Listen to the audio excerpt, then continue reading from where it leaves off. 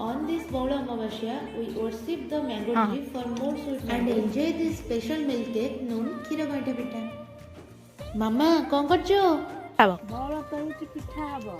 ତ ସାଙ୍ଗମାନେ ଆମେ ସମସ୍ତେ ଜାଣିଛେ କି ଆମ ଧର୍ମରେ ପ୍ରକୃତି ପୂଜା ହୁଏ ଆଉ ଖାଲି ସେଇଥିପାଇଁ ତ ମାଟି ପାଣି ଗଛ ଲତା ସମସ୍ତେ ପୂଜା ପାଆନ୍ତି। ସୋ ବେସିକାଲି ବଉଳ ଅମାବାସ୍ୟାରେ ଆମ୍ବ ଗଛ ମୂଳେ ହିଁ ପୂଜା କରାହୁଏ ଯେମିତିକି ଗଛରେ ଅଧିକରୁ ଅଧିକ ବଉଳ ହବ ଆଉ ବହୁତ ସାରା ଆମ୍ବ ଫଳିବ। ଏଇ ଦିନ କ୍ଷୀରରେ ତିଆରି ଗଇଁଠା ପିଠା ଭୋଗ ହୁଏ ଆଉ ଠାକୁରଙ୍କ ପାଖରେ ଆମ୍ବ ବଉଳକୁ ସମର୍ପଣ କରାଯାଏ। ଆରେ ଆରେ ଏତେ କଥା ଭିତରେ ରେସିପିଟା ହିଁ ସେୟାର କରିବାକୁ ଭୁଲିଗଲି। କିଛି କଥା ନାହିଁ 2 ସେକେଣ୍ଡରେ ସେୟାର କରୁଛି। ଫାର୍ଷ୍ଟ କିଛି ଅରୁଆ ଚାଉଳ ନେଇ ତାକୁ ଭଲରେ ୱାଶ କରିନେବ, ଦେନ୍ ତାକୁ ଟିକେ ଖେଳିଆ ଖେଳି କରି ଶୁଖେଇଦେବ, ଦେନ୍ ଟିକେ ବ୍ଲେଣ୍ଡ କରିବ କିନ୍ତୁ ଫାଇନ୍ ପାଉଡର ମନ ଇଚ୍ଛା ସେପ୍ ଦେଇକି ଷ୍ଟିମ୍ ହେବାକୁ ଛାଡ଼ିଦେବ। ୱିଦିନ୍ 10 ମିନିଟ୍ରେ ପିଠା ହେଇଯିବ ରେଡି। ଦେନ୍ ଆଉ ଗୋଟେ ପ୍ୟାନ୍ରେ କିଛି କ୍ଷୀର ସହିତ ଟିକେ ଚିନି ଆଉ ଆଭେଲେବଲ୍ ଥିବା ଡ୍ରାଏ ଫ୍ରୁଟ୍ସ ଆଡ୍ କରିଦେବ। ବାସ୍ କ୍ଷୀର ଫୁଟିଲା ପରେ ଗଇଁଠା ପିଠା ପକେଇଦେଲେ ହେଇଯିବ କ୍ଷୀର ଗଇଁଠା ପିଠା।